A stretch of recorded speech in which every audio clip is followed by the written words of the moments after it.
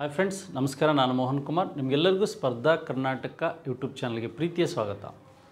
Dear friends, ಈ motor vehicle inspector 14/5/2025 ನಡೆದಂತಹ ಈ GK ಪೇಪರ್ಲಿರ್ತಕ್ಕಂಥ ಹಿಸ್ಟ್ರಿ ಪ್ರಶ್ನೆಗಳಿಗೆ ತಾತ್ಕಾಲಿಕ ಕೀ ಉತ್ತರವನ್ನು ನೀಡೋದಕ್ಕೆ ನಾನು ಬಂದಿದ್ದೇನೆ. ಆ ಹಿಸ್ಟ್ರಿ ಕ್ವಶನ್ ಅನಾಲಿಸಿಸ್ ಮಾಡೋದಕ್ಕೆ ಬಂದೇನೆ.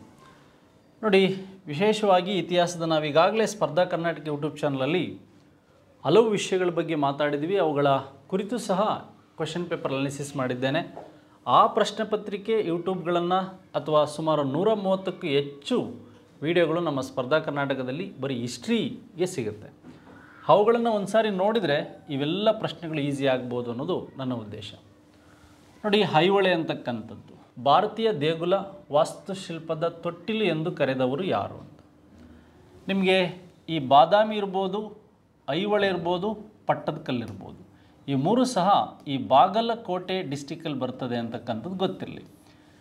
ನೋಡಿ, ಇದರಲ್ಲಿ ಪಟ್ಟದಕಲ್ಲು ಈಗಾಗಲೇ ನಿಮಗೆ ಗೊತ್ತಿದೆ, ಯುನೆಸ್ಕೋ ವರ್ಲ್ಡ್ ಹೆರಿಟೇಜ್ ಸೈಟಾಗಿ ಸೇರಿರ್ತಕ್ಕಂಥದ್ದು. ಬಾದಾಮಿ ಅಂತಕ್ಕಂಥದ್ದು ಈ ಒಂದು ಹೃದಯ್ ಪ್ರೋಗ್ರಾಮ್ ಅಂತ ಸೆಂಟ್ರಲ್ ಗೌರ್ಮೆಂಟ್ ಏನಿದೆ ನರೇಂದ್ರ ಮೋದಿ ಅವ್ರದ್ದು, ಆ ಪ್ರೋಗ್ರಾಮಲ್ಲಿ ಸೇರಿರ್ತಕ್ಕಂಥದ್ದು. ಐಹೊಳೆಗೆ ಸಂಬಂಧಿಸಿದಂತೆ ನಾವು ನೋಡ್ಬೋದು, ಈ ಐಹೊಳೆ ಅಂತಕ್ಕಂಥದ್ದು ಈ ದೇವಾಲಯಗಳ ತೊಟ್ಟಿಲು, ಭಾರತದ ದೇವಾಲಯದ ವಾಸ್ತುಶಿಲ್ಪಗಳ ತೊಟ್ಟಿಲು ಅಂತ ಕರೆದವರು ಯಾರು ಅಂತ ಪ್ರಶ್ನೆ ಕೇಳಿದ್ದಾರೆ. ಐಹೊಳೆಯಲ್ಲಿ ನಿಮಗೆ ಗೊತ್ತಿದೆ, ಮೇಗುತ್ತಿ ದೇವಾಲಯ ಇದೆ, ಉಚ್ಮಲ್ಲಿ ದೇವಾಲಯ ಇದೆ, ದುರ್ಗಾ ದೇವಾಲಯ ಇದೆ, ಮಾಲಗಿತ್ತಿ ದೇವಾಲಯ ಇದೆ. ಈ 4 ದೇವಾಲಯಗಳು ಐಹೊಳೆಯಲ್ಲಿ ತುಂಬ ಫೇಮಸ್ಸು. ಹಾಗೆ ಮಲ್ಲಿಕಾರ್ಜುನ, ಸಂಗಮೇಶ್ವರ, ವಿರೂಪಾಕ್ಷ, ಹಾಗೆ ಈ ವಿಜಯೇಶ್ವರ, ಪಾಪನಾಥ, ಹಾಗೆ ನಮಗೆ ಈ ಕಾಶಿನಾಥ, ಗಳಗನಾಥ ಬರೋದೆಲ್ಲ ಪಟ್ಟದಕಲ್ಲಲ್ಲಿ. ಐಹೊಳೆಯಲ್ಲಿ ಮೇಗುತ್ತಿ, ಈ ರವಿಕೀರ್ತಿ, ಐಹೊಳೆ ಶಾಸನ ಇರ್ಬೋದು, ಹಾಗೆ ಈ ದುರ್ಗಾ ದೇವಾಲಯ, ಉಚ್ಚಮಲ್ಲಿ, ಮಾಲಗಿತ್ತಿ ದೇವಾಲಯಗಳು ಬರ್ತಕ್ಕಂಥದ್ದು ಐಹೊಳೆಯಲ್ಲಿ. ನೋಡಿ, ಈಗಂತ ಕರೆದವ್ರು ಯಾರು ಅಂತ ನೀವೆಲ್ಲ ಕಡೆ ಓದಿರ್ತೀರ ಟೆಕ್ಸ್ಟ್ ಬುಕ್ಸ್ಗಳಲ್ಲಿ. ಈ ಪರ್ಸಿ ಬ್ರೌನ್ ಅಂತಕ್ಕಂಥವ್ರು ನಿಮಗೆ ಗೊತ್ತಿರಲಿ, ಪರ್ಸಿ ಬ್ರೌನ್ ಅಂತಕ್ಕಂಥವ್ರು ನಿಮಗೆ ಗೊತ್ತಿರಲಿ. ಹಾಗೆ BL ರೈಸ್ ಅವರನ್ನು ನಾವೇನಂತ ಕರಿತೀವಿ ಅಂದರೆ ಫಾದರ್ ಆಫ್ ಕರ್ನಾಟಕ ಒಂದು ಆರ್ಕಿಯಾಲಜಿ ಸರ್ವೆ ಅಂತ ಕರಿತೀವಿ. ಈ ಕರ್ನಾಟಕದ ಪುರಾತತ್ವ ಇಲಾಖೆಯ ಪಿತಾಮಹ ಯಾರು ಅಂದರೆ BL ರೈಸ್ ಅಂತ ಗೊತ್ತಿರಬೇಕು. ಹಾಗೆ ಪರ್ಸಿ ಬ್ರೌನ್ ಬಗ್ಗೆ ಗೊತ್ತಿರಬೇಕು. ಈ ಪ್ರಶ್ನೆಗೆ ಸರಿಯಾದ ಉತ್ತರ ಪರ್ಸಿ ಬ್ರೌನ್ರವರು ಏನಂತ ಕರೀತಾರೆ ಅಂದರೆ ಈ ಒಂದು ಭಾರತೀಯ ದೇಗುಲ ವಾಸ್ತುಶಿಲ್ಪದ ತೊಟ್ಟಿಲು ಅಂತ ಯಾರು ಕರೀತಾರೆ ಅಂದರೆ ಇವರು. ಕೋಸಂಬಿ ಮತ್ತು ಜೇಮ್ಸ್ ಮಿಲ್ ಬಗ್ಗೆ, ಹಿಸ್ಟೋರಿಯನ್ ಬಗ್ಗೆ ನಿಮಗೆ ಗೊತ್ತಿದೆ. ನೆಕ್ಸ್ಟ್ ಇದಾದಮೇಲೆ ಮೈಸೂರು ಸಿವಿಲ್ ಸರ್ವೀಸ್ ಪರೀಕ್ಷೆಯನ್ನು ಆರಂಭಿಸಿದವರು. ನೋಡಿ, ತುಂಬ ಸಲ ರಿಪೀಟ್ ಆಗಿರೋ ಪ್ರಶ್ನೆ, ನಾನು ತುಂಬ ಸಲ ಹೇಳಿದ್ದೀನಿ ನಿಮಗೆ ಇದನ್ನು ಪಾಠ ಮಾಡುವಾಗ. ಈ ಒಂದು ಸಿವಿಲ್ ಸರ್ವೀಸ್ ಎಕ್ಸಾಮನ್ನು ಪರಿಚಯಿಸಿದವರು Sheshadri Iyer. Indian civil service ನಾಗರಿಕ ಸೇವಾ ಪರೀಕ್ಷೆಗಳನ್ನು ಪರಿಚಯಿಸಿದವರು. ಹಾಗೆ ಈ ಒಂದು ಓರಿಯೆಂಟಲ್ ಲೈಬ್ರರಿಯನ್ನು ಪರಿಚಯಿಸಿದಂಥವರು ಈ ಒಂದು ಶೇಷಾದ್ರಿ ಅಯ್ಯರ್ ಅವರು. ಅದೇ ರೀತಿಯಾಗಿ ಈ ಜೀವ ವಿಮೆ ಪರಿಚಯಿಸಿದಂಥವ್ರು ಯಾರು ಅಂದರೆ ಈ ಒಂದು ಶೇಷಾದ್ರಿ ಅಯ್ಯರ್ ಅವರು. ಹಾಗೆ ಕರ್ನಾಟಕದಲ್ಲಿ ಈ ಒಂದು ಪುರಾತತ್ವ ಇಲಾಖೆಯನ್ನು ಪರಿಚಯಿಸಿದವರು ಯಾರು ಅಂದರೆ ಈ ಶೇಷಾದ್ರಿ ಅಯ್ಯರ್ ಅವರು. ಇವ್ರ ಕಾಲದಲ್ಲಿಯೇ ನಮಗೆ ವಾಣಿ ವಿಲಾಸ ಸಾಗರ ಇವೆಲ್ಲ ನಿರ್ಮಾಣ ಆಗಿದ್ದು ಅಂತಕ್ಕಂಥದ್ದು ಗೊತ್ತಿರಬೇಕು. ಇಂಪಾರ್ಟೆಂಟ್ ಆಗಿ ಈ ಒಂದು ಇಂಡಿಯನ್ ಸಿವಿಲ್ ಸರ್ವಿಸ್ ಇರ್ಬೋದು, ಓರಿಯೆಂಟಲ್ ಲೈಬ್ರರಿ ಇರ್ಬೋದು, LIC ಜೀವ ವಿಮೆ ಇರ್ಬೋದು, ಹಾಗೆ ಈ ಕರ್ನಾಟಕ ಪುರಾತತ್ವ, ಕರ್ನಾಟಕ ಆರ್ಕಿಯಾಲಜಿ ಡಿಪಾರ್ಟ್ಮೆಂಟ್ ಇರ್ಬೋದು ಇವ್ರ ಕಾಲದಲ್ಲಿ. 1881ರ ಒಂದು ಏನು ಪ್ರಜಾಪ್ರತಿನಿಧಿ ಸಭೆ ಇರ್ಬೋದು, KGF ಇರ್ಬೋದು, ಹಾಗೆ ವಿಶ್ವೇಶ್ವರಯ್ಯನವರ ಕಾಲದಲ್ಲಿ ಕನ್ನಡ ಸಾಹಿತ್ಯ ಪರಿಷತ್ ಇರ್ಬೋದು, ಬ್ಯಾಂಕ್ ಇರ್ಬೋದು, ವಿಶ್ವವಿದ್ಯಾನಿಲಯ ಇರ್ಬೋದು, ಇವೆಲ್ಲ ಮೇಜರಾಗಿ ಸ್ಟಾರ್ಟ್ ಆಗಿತ್ತು. ಸರ್ ಮಿರ್ಜ್ ಇಸ್ಮಾಯಿಲ್ ಕಾಲದಲ್ಲಿ ಗಣೇಶ ಗಲಭೆ ಇರ್ಬೋದು, ದುಂಡುಮೇಜಿನ ಸಮ್ಮೇಳನ ಇರ್ಬೋದು, ಬೆಂಕಿಪಟ್ಟಣದ ಕಾರ್ಖಾನೆ, ಶುಗರ್ ಫ್ಯಾಕ್ಟ್ರಿ ಇವೆಲ್ಲ ಆಗಿದ್ದು ಇವ್ರ ಕಾಲದಲ್ಲಿ. ಸರ್ ಮಿರ್ಜ್ ಇಸ್ಮಾಯಿಲ್ ಕಾಲದಲ್ಲಿ VSL ಫ್ಯಾಕ್ಟ್ರಿ, MPM ಫ್ಯಾಕ್ಟ್ರಿ ಇವೆಲ್ಲ ಭದ್ರಾವತಿ ಕಡೆಯಲ್ಲಾಗಿದ್ದು ಈ ಸರ್ ಮಿರ್ಜಾ ಇಸ್ಮಾಯಿಲ್ ಕಾಲದಲ್ಲಿ ಅಂತಕ್ಕಂಥದ್ದು ಗೊತ್ತಿರಬೇಕು. ಎಸ್, ಹಾಗಾದರೆ ಎರಡನೇ ಪ್ರಶ್ನೆಗೆ ನಮ್ಗೆ ಉತ್ತರ ಗೊತ್ತಾಯಿತು, ಶೇಷಾದ್ರಿ ಅಯ್ಯರ್ ಅಂತಕ್ಕಂಥದ್ದು ಇದಕ್ಕೆ ಸರಿಯಾದ ಉತ್ತರ ಸ್ನೇಹಿತರೆ. ನೆಕ್ಸ್ಟ್ ಅದಾದಮೇಲೆ ಮೂರನೇ ಪ್ರಶ್ನೆ ಹೀಗಿದೆ, ರಾಷ್ಟ್ರಕೂಟ ಸಾಮ್ರಾಜ್ಯವನ್ನು ಸಂದರ್ಶಿಸಿದ ಅರಬ್ ಪ್ರವಾಸಿಗೆ ಯಾರು ಅಂತ. ಮೇಲೆ ಯಾವುದೂ ಅಲ್ಲ ಅಂತಿದೆ ನಿಮಗೆ. ಅಲ್ಬೆರೋನಿ ಅಂತಕ್ಕಂಥದ್ದು ಈತ ಗಜ್ನಿ ಜೊತೆ ಭಾರತಕ್ಕೆ ಬಂದಂಥವನು, ಮೊಹಮ್ಮದ್ ಗಜ್ನಿ ಜೊತೆ. ಹಾಗೆ ಇಂಡಾಲಜಿಯ ಪಿತಾಮಹ ಅಂತ ಕರೆಯೋದು ಯಾರಿಗೆ ಅಂದರೆ ಈ ಅಲ್ಬೆರೋನಿಗೆ. ನೋಡಿ, ಶಹನಾಮ್ ಬರೆದಂಥ ಫಿರ್ದೋಸಿ ಮತ್ತು ಅಲ್ಬೆರೋನಿ ಏನಿದ್ದಾರೆ ಇವರಿಬ್ಬರು ಗಜ್ನಿ ಆಸ್ಥಾನದಲ್ಲಿ ಇದ್ದಂಥವು.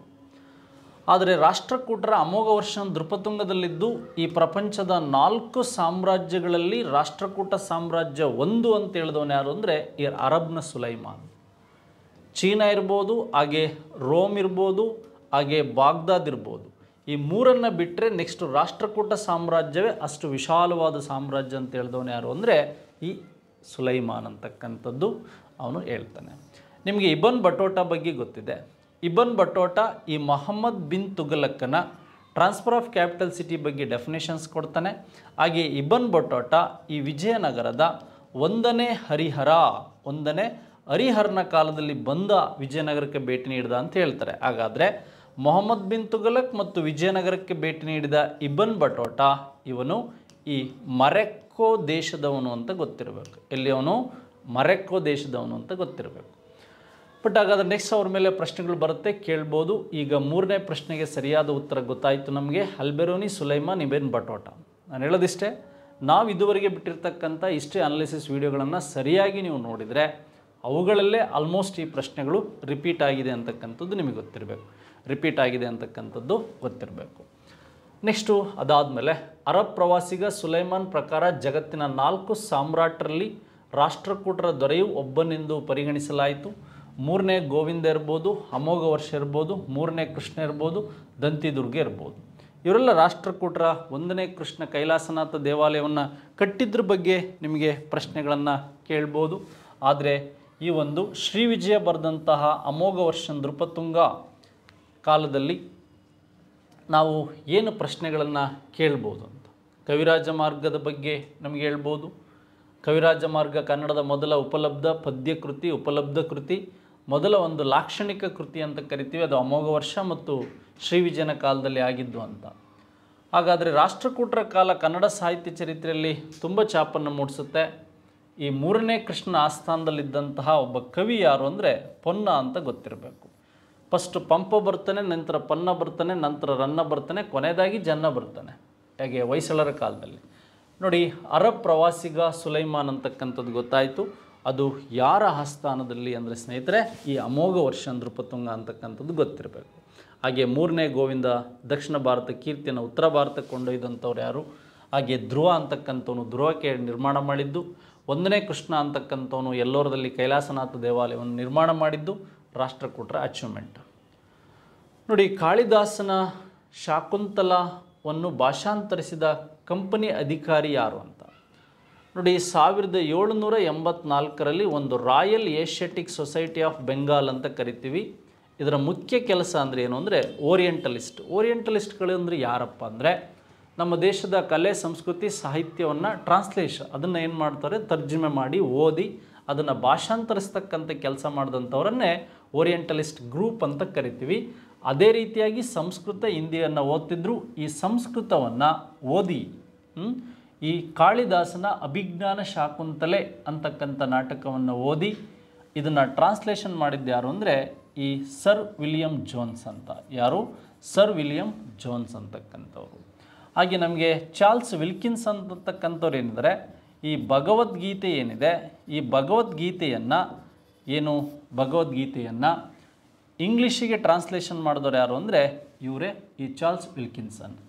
ನೋಡಿ, ಮ್ಯಾಕ್ಸ್ ಮುಲ್ಲರ್ ಬಗ್ಗೆ ಗೊತ್ತಿದೆ. ಸಂಸ್ಕೃತ ಏನು ಅಂದರೆ ಈ ಸಂಸ್ಕೃತ ಎಲ್ಲ ಭಾಷೆಗಳ ಮಾತೃ ಅಂತ ಹೇಳಿದವನು ಯಾರು ಅಂದರೆ ಮ್ಯಾಕ್ಸ್ ಮುಲ್ಲರ್. ಸಂಸ್ಕೃತ ಎಲ್ಲ ಭಾಷೆಗಳ ಮಾತೃ ಅಂತ ಹೇಳಿದವನು ಯಾರು ಅಂದರೆ ಮ್ಯಾಕ್ಸ್ ಮುಲ್ಲರ್ ಅಂತಕ್ಕಂಥದ್ದು ಗೊತ್ತಿರಬೇಕು. ಈಗ ಭಗವದ್ಗೀತೆಯನ್ನು ಟ್ರಾನ್ಸ್ಲೇಷನ್ ಮಾಡಿದವ್ರು ಗೊತ್ತಾಯಿತು. ಮತ್ತು ಇದಕ್ಕೆ ಸಂಬಂಧಿಸಿದಂಥ ಕೆಲವು ವಿಷಯಗಳನ್ನು ನಾವು ತಿಳ್ಕೊಂಡ್ವಿ. Max Muller, William Jones, Charles Wilkinson ಬಗ್ಗೆಯೂ ಸಹ ನಮಗೆ ಮಾಹಿತಿ ಇರಲಿ. 5ನೇ ಪ್ರಶ್ನೆಗೆ ಸರಿಯಾದ ಉತ್ತರ ರಾಯಲ್ ಏಷ್ಯಾಟಿಕ್ ಸೊಸೈಟಿ ಆಫ್ ಬೆಂಗಾಲನ್ನು ಸ್ಟಾರ್ಟ್ ಮಾಡಿದ ವಿಲಿಯಂ ಜೋನ್ಸ್ ಅಂತ ನಿಮಗೆ ಗೊತ್ತಿರಲಿ. ನೆಕ್ಸ್ಟು ಮೈಸೂರಿನ ರಾಜ ಒಡೆಯರನ್ನು ಇಲ್ಲಿ ಚಿಕ್ಕದೇವರಾಜ ಒಡೆಯರ್ ಅಂತ ಕೇಳಬೇಕಿತ್ತು, ಆದರೆ 2ನೇ ಕೃಷ್ಣರಾಜ ಒಡೆಯರ್ ಅಂತ ಕೇಳಬೇಕಿತ್ತು. ಪ್ರಶ್ನೆ ಸ್ವಲ್ಪ ವ್ಯತ್ಯಾಸ ಆಗಿದ್ದು.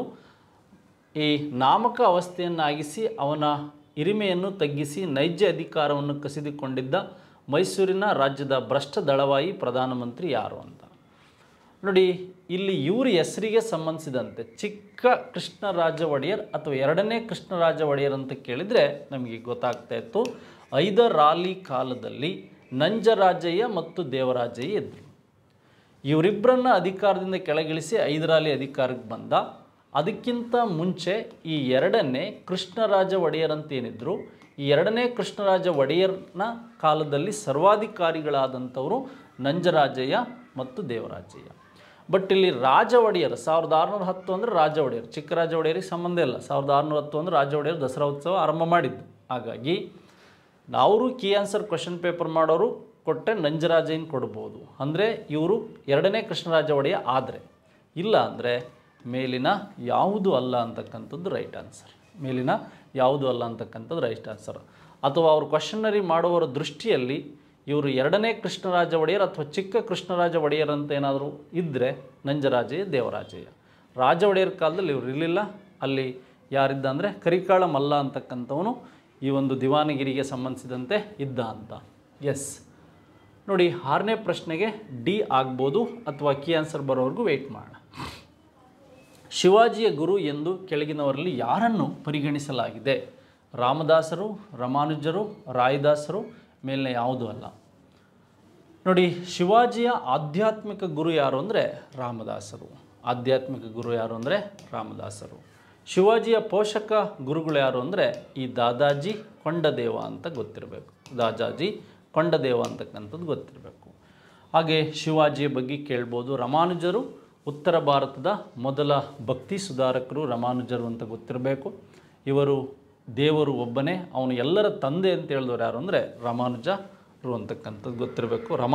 ರಾಮಾನುಜಾಚಾರ್ಯರು ನಿಮಗೆ ಈ ಒಂದು ಶ್ರೀಕೃಷ್ಣ ಅಂದರೆ ವಿಷ್ಣುವರ್ಧನ್ ಆಸ್ಥಾನಕ್ಕೆ ಬಂದಿದ್ದವರು, 120 ವರ್ಷಗಳ ಕಾಲ ಬದುಕಿದಂಥವರು, ವೈಷ್ಣವ ಗುರುಗಳಾಗಿದ್ದರು ಅಂತಕ್ಕಂಥದ್ದು ಗೊತ್ತಿರಬೇಕು. ರಾಮಾನಂದರು ಬೇರೆ, ರಾಮಾನಂದರು ಉತ್ತರ ಭಾರತ, ರಾಮಾನುಜಾಚಾರ್ಯರು ಈ ತಮಿಳುನಾಡಿನ ಪೆರಂಬದೂರು. ಇವರ ಒಂದು ವಿಶಿಷ್ಟಾದ್ವೈತ ಸಿದ್ಧಾಂತದ ಬಗ್ಗೆ ನೀವು ಓದಿರ್ತೀರ.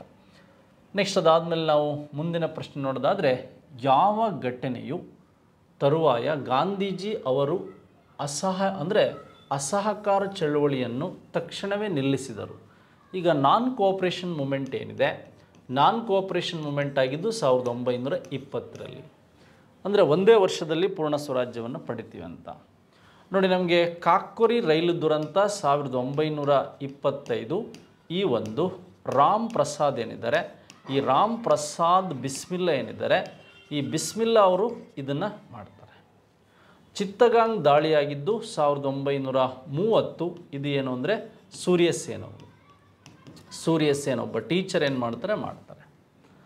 ಹಾಗೆ 1922 ಫೆಬ್ರವರಿ 5ನೇ ತಾರೀಕು ಏನಾಗುತ್ತೆ, ಚೌರಿ ಈವೆಂಟ್ಸ್ ಆಗುತ್ತೆ ಉತ್ತರ ಪ್ರದೇಶದ ಗೋರಖ್ಪುರ. ಎಲ್ಲಿ? ಉತ್ತರ ಪ್ರದೇಶದ ಗೋರಖ್ಪುರದಲ್ಲಿ. ಈ ಗೋರಖ್ಪುರದಲ್ಲಿ ನಡೆದಂತಹ ಈ ಘಟನೆಯಿಂದ ಮನನೊಂದು ಏನು ಮಾಡ್ತಾರೆ, ಗಾಂಧೀಜಿಯನ್ನು ಹಿಂಪಡಿತಾರೆ. ಆಲಿಪೋರ್ ಬಾಂಬಿನ ಸಂಚು ಅಂತ ಏನು ಕರಿತೀವಿ, 1909ರಲ್ಲಿ ಈ ಘಟನೆ ಯಾರ್ದು ಅಂದರೆ ಅರವಿಂದ ಘೋಷ್ ಅವ್ರದ್ದು. ಯಾರು ಅಂದರೆ ಅರವಿಂದ ಘೋಷ್ ಅವ್ರದ್ದು. ಹಾಗಾಗಿ ಇದು 1909ರಲ್ಲಿ, ಇದು 1930, 1925. ಈಗಾದರೆ 1922ರ ಈ ಚೌರಿ ಈವೆಂಟ್ಸ್ ಏನಿದೆ, ಆ ಈವೆಂಟ್ಸ್ ಮೇಲೆ ಕ್ವಶನ್ಸ್ ಕೇಳಿದ್ದಾರೆ. ಹಾಗಾಗಿ ಈ ಘಟನೆಯಿಂದ ಏನು ಮಾಡ್ತಾರೆ, ಗಾಂಧೀಜಿ ನಾನ್ ಕೋಆಪರೇಷನ್ ಮೂಮೆಂಟ್ ಮತ್ತು ಈ ಒಂದು ಖಿಲಾಫತ್ ಮೂಮೆಂಟಿಂದಲೂ ಸಹ ಹಿಂದೆ ಹೋಗ್ತಾರೆ ಅನ್ನೋದು ನಿಮಗೆ ಗೊತ್ತಿರಬೇಕು. ಎಸ್, ಹಾಗಾದರೆ ಮುಂದಿನ ಪ್ರಶ್ನೆ, ಯಾವ ವಿಜಯದ ನೆನಪಿಗಾಗಿ ಅಕ್ಬರ್ ಫತೇಪುರ್ ಸಿಕ್ರಿಯಲ್ಲಿ ಬುಲಂದ್ ದರ್ವಾಜವನ್ನು ನಿರ್ಮಿಸಿದರು? ನೋಡಿ, ಜಗತ್ತಿನ ಅತ್ಯಂತ ದೊಡ್ಡ ದ್ವಾರ ಅಂತ ಕರೀತಾರೆ. ಜಗತ್ತು ಒಂದು ಸೇತುವೆ, ಅದನ್ನು ದಾಟಬೇಕು ಅಂತ ಅದರ ಮೇಲೆ ಬರೆಯಲಾಗಿದೆ. ಈ ಗುಜರಾತಿನ ವಿಜಯದ ನೆನಪಿಗಾಗಿ 1572ರಲ್ಲಿ ಸ್ಟಾರ್ಟ್ ಮಾಡಿ 1602ಕ್ಕೆ ಕಂಪ್ಲೀಟ್ ಆದಂಥದ್ದು ಯಾವುದು ಅಂದರೆ ಈ ಒಂದು ಬುಲಂದ್ ದರ್ವಾಜ. ಹಲೈ ದರ್ವಾಜ ಇರೋದು ಡೆಲ್ಲಿಯಲ್ಲಿ, ಬುಲಂದ್ ದರ್ವಾಜ ಇರೋದು ಇಲ್ಲಿ ಅಂತಕ್ಕಂಥದ್ದು ಗೊತ್ತಿರಬೇಕು. ಅಕ್ಬರ್ನ ಜೀವಿತಾವಧಿಯಲ್ಲಿ ಗೆಲ್ಲದೇ ಇರತಕ್ಕಂಥದ್ದು ಯಾವುದು ಅಂದರೆ ಮೇವಾಡದ ರಾಜಧಾನಿ ಚಿತ್ತೂರು. ಮೇವಾಡವನ್ನು ಅಕ್ಬರ್ ಗೆಲ್ಲಿಲ್ಲ. ಅಕ್ಬರ್ನ ಮಗ ಏನಾದ ಈ ಒಂದು ಜಹಾಂಗೀರ್ ಮೇವಾಡವನ್ನು ಗೆದ್ದ. ಹಾಗಾಗಿ ಗುಜರಾತ್ ಇದಕ್ಕೆ ರೈಟ್ ಆನ್ಸರ್. ಗುಜರಾತಿನ ವಿಜಯದ ನೆನಪಿಗಾಗಿ ಇದು ಗೆಲ್ತು ಅಂತಕ್ಕಂಥದ್ದು, ಅಥವಾ ಫತೇಪುರ್ ಸಿಕ್ರಿ ಸ್ಟಾರ್ಟ್ ಆಯಿತು ಅಂತ ಗೊತ್ತಿರಲಿ. ಶಿವಾಜಿಯನ್ನು ಶಿಕ್ಷಿಸಲು ಬಿಜಾಪುರದ ಸುಲ್ತಾನ್ನಿಂದ ಕಳಿಸಲ್ಪಟ್ಟ ಸೇನಾನಿ ಯಾರು? ಶೈಸ್ತಾ ಖಾನ್, ಅಫ್ಜಲ್ ಖಾನ್, ಹಾಗೆ ನಸ್ರುತ್ ಖಾನ್ ಮತ್ತು ಜಾಫರ್ ಖಾನ್. ನೋಡಿ, ಶೈಸ್ತಾ ಖಾನನ್ನು ಕಳಿಸಿದ್ದು 1663ರಲ್ಲಿ ಇವನು ಕಳಿಸಿದವನು. ಔರಂಗಜೇಬ್. ಯಾರು ಅಂದರೆ ಔರಂಗಜೇಬ್. ಹಾಗಾದರೆ ಈ ಅಫ್ಜಲ್ ಖಾನ್ನನ್ನು ಶಿವಾಜಿ 1659ರಲ್ಲಿ ಈ ಒಂದು ಪ್ರತಾಪಗಢದಲ್ಲಿ ಈ ಪ್ರತಾಪಗಢದಲ್ಲಿ ಕೊಲ್ತಾನೆ ಹುಲಿ ವ್ಯಾಘ್ರಾನಕದಿಂದ. ಯಾರು ಅಂದರೆ ಈ ಅಫ್ಜಲ್ ಖಾನನ್ನು. ಈ ಅಫ್ಜಲ್ ಖಾನನ್ನು ಶಿವಾಜಿಗೆ ಸೋಲ್ಸೋದಕ್ಕೆ ಕಳಿಸ್ತವನು ಯಾರು ಅಂದರೆ ಈ ಎರಡನೇ ಆದಿಲ್ ಶಾ ಅಂತ. ಯಾರು? ಎರಡನೇ ಆದಿಲ್ ಶಾ ಅಂತಕ್ಕಂಥವನು ಕಳಿಸ್ತ. ಹಾಗಾದರೆ ನಮಗೆ 1665ರಲ್ಲಿ ಶಿವಾಜಿ ಪುರಂದರಗಢ ಒಪ್ಪಂದ ಮಾಡಿಕೊಂಡಿದ್ದು ಯಾರು ಅಂದರೆ ಜೈಸಿಂಗ್. ಯಾರು ಅಂದರೆ ಜೈಸಿಂಗ್. ಈ ಜೈಸಿಂಗ್ ಯಾರು ಅಂದರೆ ಔರಂಗಜೇಬನ ಒಂದು ಹಿಂದೂ ಸೇನಾನಿ, ಗೆರಿಲ್ಲಾ ಯುದ್ಧದ ಬಗ್ಗೆ ಚೆನ್ನಾಗಿ ತಿಳ್ಕೊಂಡಿದ್ದ. ಈ ಪುರಂದರಗಢ ಒಪ್ಪಂದದಂತೆ 24 ಕೋಟೆಗಳನ್ನು ಮೊಘಲರಿಗೆ ಬಿಟ್ಟು 12 ಕೋಟೆಗಳನ್ನು ಮಾತ್ರ ಶಿವಾಜಿ ಇಟ್ಕೊಂಡ ಅಂತಕ್ಕಂಥದ್ದು ಗೊತ್ತಿರಬೇಕು. ಈ ಪ್ರಶ್ನೆ ಅಫ್ಜಲ್ ಖಾನ್ ಮತ್ತು ಶೈಸ್ತಾ ಖಾನ್ ಮತ್ತು ಜೈಸಿಂಗ್ ಇವ್ರು 3 ಜನ ಕನ್ಫ್ಯೂಸ್ ಆಗ್ತಾರೆ. ಅಫ್ಜಲ್ ಖಾನ್ನನ್ನೇ ಬಿಜಾಪುರದ ಎರಡನೇ ಆದಿಲ್ ಶಾ ಏನು ಮಾಡ್ತಾನೆ, ಶಿವಾಜಿಯನ್ನು ಸೋಲ್ಸೋದಕ್ಕೆ ಕಳಿಸ್ತಾನೆ ಅಂತ ಗೊತ್ತಿರಲಿ. ನೆಕ್ಸ್ಟ್, ಮೂರನೇ ಆಂಗ್ಲೋ ಮೈಸೂರು ಯುದ್ಧವು ಯಾವ ಒಪ್ಪಂದದೊಂದಿಗೆ ಎಂಡ್ ಆಗುತ್ತೆ? ನೋಡಿ, ಇಲ್ಲಿ ನಮಗೆ ವಿಶೇಷವಾಗಿ ಗೊತ್ತಿರಬೇಕು. ಈ ಆಂಗ್ಲೋ ಮೈಸೂರು ಯುದ್ಧ, ಫಸ್ಟ್ ಆಂಗ್ಲೋ ಮೈಸೂರು ವಾರ್ ಏನಿದೆ ಇದು ಮಡ್ರಾಸ್ ಒಪ್ಪಂದದೊಂದಿಗೆ ಎಂಡ್ ಆಗುತ್ತೆ. ಹಾಗೆ ನಮಗೆ ಈ ಒಂದು ಸೆಕೆಂಡ್ ಆಂಗ್ಲೋ ಫ್ರೆಂಚ್ ವಾರ್ ಏನಿದೆ ಪಾಂಡಿಚೇರಿ ಒಪ್ಪಂದದೊಂದಿಗೆ ಎಂಡ್ ಆಗುತ್ತೆ. ಹಾಗೆ ನಮಗೆ ಈ ಮೂರನೇ ಆಂಗ್ಲೋ ಮೈಸೂರು ಯುದ್ಧ ಏನಿದೆ ಇದು ಈ ಮೂರನೇ ಆಂಗ್ಲೋ ಮೈಸೂರು ವಾರಲ್ಲಿ ಎಂಡ್ ಆದಂಥ ಅಗ್ರಿಮೆಂಟ್ ಯಾವುದು ಅಂದರೆ ಶ್ರೀರಂಗಪಟ್ಟಣ ಒಪ್ಪಂದ. ಮೈಸೂರು ಒಪ್ಪಂದ ಆಗಿ ಸಹಾಯಕ ಸೈನ್ಯ ಪದ್ಧತಿ ಅಥವಾ ಶ್ರೀರಂಗಪಟ್ಟಣ ಒಪ್ಪಂದ ಆಗುತ್ತೆ. ಮುಂದೆ ಅದು ನಾವು ಡಿಸ್ಕಷನ್ ಮಾಡ್ಬೋದು. ಹಾಗಾದರೆ ಶ್ರೀರಂಗಪಟ್ಟಣ ಒಪ್ಪಂದದೊಂದಿಗೆ 3 ಮತ್ತು 4ನೇ ಆಂಗ್ಲೋ ಮೈಸೂರು ಯುದ್ಧಗಳೇನಾಗುತ್ತೆ ಎಂಡ್ ಆಗುತ್ತೆ. ಇಲ್ಲಿ ಆಂಗ್ಲೋ ಫ್ರೆಂಚಲ್ಲಿ ಎಕ್ಸ್ಲಾ ಚಾಪೆಲ್, ಪಾಂಡಿಯಚೇರಿ ಮತ್ತು ಪ್ಯಾರಿಸ್ ಒಪ್ಪಂದಗಳಾಗುತ್ತೆ ಅಂತ ಗೊತ್ತಿರಬೇಕು. ಹಾಗೆ ಮದ್ರಾಸ್ ಒಪ್ಪಂದಕ್ಕೆ ಸಂಬಂಧಿಸಿದಂತೆ first Anglo Mysore war, second Anglo Mysore war Mangaluru ಒಪ್ಪಂದದೊಂದಿಗೆ ಎಂಡ್ ಆಗುತ್ತೆ. ಎಸ್, ಯಾವ ವರ್ಷ ಮೈಸೂರು ರಾಜ್ಯವನ್ನು ಕರ್ನಾಟಕ ಎಂದು ಹೆಸರಿಸಲಾಯಿತು? ಇದು ನಿಮಗೆ ಗೊತ್ತಿದೆ. 1970, 71, 73, 75. ಏಕೆಂದರೆ 56 ಕೇಳಿಲ್ಲ, ಹಾಗಾಗಿ ದೇವರಾಜ ಅರಸು ಅವರ ಕಾಲದಲ್ಲಿ ಕರ್ನಾಟಕ ಅಂತ ನಾಮಕರಣ ಮಾಡಲಾಯಿತು ಅಂತಕ್ಕಂಥದ್ದು ನಿಮಗೆ ಗೊತ್ತಿರಲಿ. ಎಸ್, ಹಾಗಾದರೆ ಮುಂದಿನ ಪ್ರಶ್ನೆ ನಾವು ನೋಡ್ತಾ ಹೋಗೋಣ. ಕುವೆಂಪು ಯಾವ ವರ್ಷದಲ್ಲಿ ಜ್ಞಾನಪೀಠ ಪ್ರಶಸ್ತಿ ಪಡೆದರು ಅಂತ. ನೋಡಿ, ಕುವೆಂಪು ಅವರಿಗೆ ಜ್ಞಾನಪೀಠ ಪ್ರಶಸ್ತಿ ಬಂದಿದ್ದು 1967. 1955ರಲ್ಲಿ ಇವರಿಗೆ ಒಂದು ಕೇಂದ್ರ ಸಾಹಿತ್ಯ ಪ್ರಶಸ್ತಿ ಸಿಗುತ್ತೆ. ಹಾಗೆ 1964ರಲ್ಲಿ ಕುವೆಂಪು ಅವರು ಏನಾಗ್ತಾರೆ, ರಾಷ್ಟ್ರಕವಿ ಅಂತಕ್ಕಂಥ ಪ್ರಶಸ್ತಿ ಬರುತ್ತೆ. ಹಾಗೆ 1967ರಲ್ಲಿ ಕುವೆಂಪುಗೆ ಈ ಒಂದು ಜ್ಞಾನಪೀಠ ಪ್ರಶಸ್ತಿ ಏನಾಗುತ್ತೆ ಬರುತ್ತೆ. ಹಾಗೆ ಕುವೆಂಪು ಅವರಿಗೆ ವಿಶೇಷವಾಗಿ 1987ರಲ್ಲಿ ಇವರಿಗೆ ಕನ್ನಡದಲ್ಲಿ ಫಸ್ಟು ಈ ಪಂಪ ಪ್ರಶಸ್ತಿ ಬರುತ್ತೆ, ಪಂಪ ಪ್ರಶಸ್ತಿ. ಹಾಗೆ ಡಾಕ್ಟರ್ ರಾಜ್ಕುಮಾರ್ ಕುವೆಂಪು ಅವರಿಗೆ 91, 92ನೇ ಸಾಲಿನಲ್ಲಿ ಏನಾಗುತ್ತೆ, ಈ ಕರ್ನಾಟಕ ರತ್ನ ಪ್ರಶಸ್ತಿ ಸಿಗುತ್ತೆ, ಕರ್ನಾಟಕ ರತ್ನ ಸಿಗುತ್ತೆ. ಹಾಗಾಗಿ ನಿಮಗೆ ಇವೆಲ್ಲ ಒನ್ ವರ್ಡ್ಸ್ ಕ್ವೆಶನ್ ಮತ್ತೆ ಕ್ವೆಶನ್ ಕೇಳ್ಬೋದು, ನೆನಪಿರಲಿ. ನೆಕ್ಸ್ಟ್ ಇದಾದಮೇಲೆ ನಮಗೆ ಇಲ್ಲೊಂದು ಪ್ರಶ್ನೆ ಗೊತ್ತಿದೆ, ಕೆಳಗಿನವುಗಳಲ್ಲಿ ಹೊಂದಿಸಿ ಬರೆಯಿರಿ. ನೋಡಿ, ನಮಗೆ Mysuru iron and steel limited ಬಗ್ಗೆ ಅಥವಾ ಫ್ಯಾಕ್ಟ್ರಿ ಬಗ್ಗೆ ಗೊತ್ತಿದೆ. ನೆಕ್ಸ್ಟು MPM ಬಗ್ಗೆ ಗೊತ್ತಿದೆ. ಆಲ್ಮೋಸ್ಟ್ ಈಗ 1923 ಸರ್ ಮಿರ್ಜಾ ಇಸ್ಮಾಯಿಲ್ ಕಾಲದಲ್ಲಿ ಮೈಸೂರು ಗೊತ್ತಾಗುತ್ತೆ. ಇದು ನೋಟ್ಸಲ್ಲೂ ಬರ್ಸಿರ್ತೀವಿ. ಇಲ್ಲಿ ಎಗೆ 4 ಇದೆ, ಇಲ್ಲಿ ಎಗೆ 4 ಇದೆ. ನೆಕ್ಸ್ಟ್ ಹಾಗಾದರೆ ನಮಗೆ ಇನ್ನೊಂದು ಯಾವುದು ಗೊತ್ತಿದೆ, MPM 1937 ಆಗಿರೋದು MPM. 4ಗೆ 2 ಎಲ್ಲಿದೆ ನೋಡಿ, ಇಲ್ಲಿದೆ. ನೆಕ್ಸ್ಟ್ ಹಾಗಾದರೆ ಈ ಒಂದು ಪೇಪರ್ ಮಿಲ್ ಆಯಿತು, ಇದಾಯಿತು. ಬಿಗೆ 3 ಇದೆ. 1918ರಲ್ಲಿ ಮೈಸೂರು ಸ್ಯಾಂಡಲ್ ಸೋಪ್ ಸ್ಟಾರ್ಟ್ ಆಯಿತು. ಹಾಗಾದರೆ 93ನಲ್ಲಿ ಮೈಸೂರು ಕಂಪನಿ ಅಂದರೆ ಮೈಸೂರು ಸಕ್ಕರೆ ಕಂಪನಿ ಸ್ಟಾರ್ಟ್ ಆಗಿದ್ದು ಯಾವಾಗ ಅಂದರೆ ಸಿನಲ್ಲಿ ಸ್ಟಾರ್ಟ್ ಆಯಿತು. ಮೈಸೂರು ಸಕ್ಕರೆ ಕಂಪನಿ ಸ್ಟಾರ್ಟ್ ಆಗಿದ್ದು ಯಾವಾಗ ಅಂದರೆ ಸಿನಲ್ಲಿ ಸ್ಟಾರ್ಟ್ ಆಯಿತು. ಇದು ಫಸ್ಟ್ ಒನ್ ಆಪ್ಷನ್. ಆಲ್ಮೋಸ್ಟ್ ನಮಗೆ 1923, 1937 ನೋಟ್ಸಲ್ಲಿ ಬರ್ಸಿರ್ತೀವಿ. ಅದನ್ನು ನೀವು ಸರಿಯಾಗಿ ವರ್ಕ್ ಮಾಡಿಕೊಂಡ್ರೆ ಸಾಕಾಗುತ್ತೆ. MPM ಮತ್ತು Visvesvaraya iron steel and limited ಅನ್ನೋದನ್ನು ಮೈಸೂರು ಅಂತ ಕೊಟ್ಟಿದ್ದಾನೆ. ಎಸ್, ಈ ಕೆಳಕಂಡ ಯಾವ ನಾಯಕರ ಗೌರವಾರ್ಥವಾಗಿ ಜಾಗೃತಿ ಅರಿವು ಸಪ್ತಾಹ, ಈ ವಿಜಿಲಿಯನ್ ಅವೇರ್ನೆಸ್ ವೀಕ್ ಅಂತ ಕರಿತೀವಿ ಅಂತ ನೋಡಿ. ನಮಗೆ 2015ರಲ್ಲಿ ಈ ಅಕ್ಟೋಬರ್ 26ಇಂದ 31ವರೆಗೆ, ಏಕೆಂದರೆ 31 ನಾವು ಏನಂತ ಕರಿತೀವಿ ಅಂದರೆ ಏಕತಾ ದಿವಸ್ ಅಂತ ಕರಿತೀವಿ. ಇದು ಸರ್ದಾರ್ ವಲ್ಲಭಭಾಯ್ ಪಟೇಲ್ರವರ ಬರ್ತ್ಡೇ ಅಂತ ಗೊತ್ತಿರಬೇಕು. ಅದನ್ನು ಈ ರೀತಿ ಪ್ರಶ್ನೆ ಕೇಳಿದ್ದಾನೆ. ಜಾಗೃತಿ ಅರಿವು ಸಪ್ತಾಹ ಇದು ಯಾರಿಗೆ ಸಂಬಂಧಿಸಿದೆ ಅಂದರೆ ಸರ್ದಾರ್ ವಲ್ಲಭಭಾಯ್ ಪಟೇಲ್ರವರ ಒಂದು ಬರ್ತ್ಡೇ ಸೆಲೆಬ್ರೇಷನ್ಗೆ ಸಂಬಂಧಿಸಿರೋದು. ಅಕ್ಟೋಬರ್ 31 ಅವರ ಬರ್ಡೇ. ಏಕತಾ ದಿವಸ್ ಅಕ್ಟೋಬರ್ 26, 31ವರೆಗೆ 2015ರಲ್ಲಿ ನಾವು ಇದನ್ನು ಆಚರಣೆ ಮಾಡಿದ್ವಿ. ಆ ವಿಷಯಗಳಿಗೆ ಸಂಬಂಧಿಸಿದಂತೆ ನಾವು ನೋಡ್ತಾ ಹೋಗ್ಬೋದು. ಇತ್ತಿನ ಕರೆಂಟ್ ಅಫೇರ್ಸಲ್ಲೂ ಸಹ ಇದನ್ನು ನೋಡ್ಬೋದು.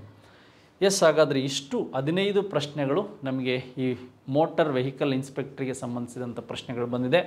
ಹಾಗೆ ನಮ್ಮ ಸ್ಪರ್ಧಾ ಕರ್ನಾಟಕ ಅಕಾಡೆಮಿಯಲ್ಲಿ land surveyor, beat forester full course ಇದೆ. ಹಾಗೆ ಸಪ್ರೇಟ್ ಮ್ಯಾಥಮೆಟಿಕ್ಸ್ ಇದೆ. ನೀವು ಯಾವ ಕೋರ್ಸನ್ನಾದರೂ ತಗೊಂಡು ಆನ್ಲೈನಲ್ಲಿ ಸದುಪಯೋಗ ಪಡಿಸ್ಕೊಳ್ಬೋದು. GPSTR, HSTR ಕೋರ್ಸ್ಗಳು ಸಹ ಲಭ್ಯವಿದೆ. ಹಾಗೆ ಜನರಲ್ ವಿಷನ್ 2K25 ಅಂತಕ್ಕಂಥ ಒಂದು ಮೊಬೈಲ್ ಆ್ಯಪ್ ಕೋರ್ಸ್ ಇದೆ. ಆಲ್ಮೋಸ್ಟ್ 13 ಸಬ್ಜೆಕ್ಟ್ ಕಾಂಪಿಟೇಟಿವ್ ಎಕ್ಸಾಮಿನೇಷನಲ್ಲಿ ಬರ್ತಕ್ಕಂಥ ಸಬ್ಜೆಕ್ಟ್ಗಳನ್ನ ನಾವು ಅದರಲ್ಲಿ ಕವರ್ ಮಾಡಿದ್ದೇವೆ. ಅದು ಸಹ ನೀವು ಆನ್ಲೈನ್ ಕ್ಲಾಸಸ್ಗಳನ್ನು ತಗೋಬೋದು. ಎಲ್ಲರಿಗೂ ಧನ್ಯವಾದಗಳು. Thank you very much. ಒಳ್ಳೆಯದಾಗಲಿ. ಇದೇ ಥರ ವೀಡಿಯೋ ನೋಡಿ, ಉಳಿದಂಥ ವೀಡಿಯೋಗಳನ್ನು ಸಹ ನೀವು ನೋಡಿ ಅಂತ ಹೇಳ್ತಾ, ಅದರಿಂದ ತುಂಬ ಯೂಸ್ ಆಗುತ್ತೆ ಅಂತ ಹೇಳ್ತಾ ವಿಡಿಯೋ ಮುಗಿಸ್ತಾ ಇದ್ದೀನಿ. Thank you very much.